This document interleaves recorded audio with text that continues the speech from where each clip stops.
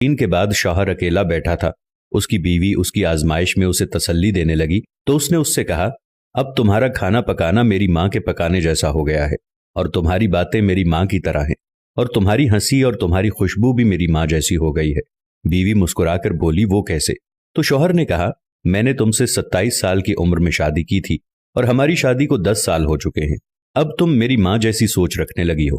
بیوی کہنے لگی کہ آپ ریاضی کے پروفیسر ہیں، پھر بھی آپ کا حساب غلط ہے. شوہر نے کہا، وہ کیسے؟ بیوی کہنے لگی، میں جب تک زندہ ہوں آپ کی ماں کے برابر نہیں بن سکتی.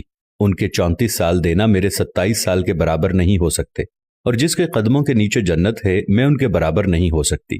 خامند فرتے جذبات سے رو پڑا اور کہنے لگا، کیا تمہیں کبھی میری ماں سے تشبیہ دینے کی تکرار سے پریشانی نہیں ہوئی؟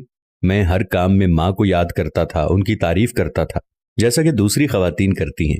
اس نے کہا، نہیں، کبھی نہیں، بلکہ معاملہ اس کے برعکس ہے.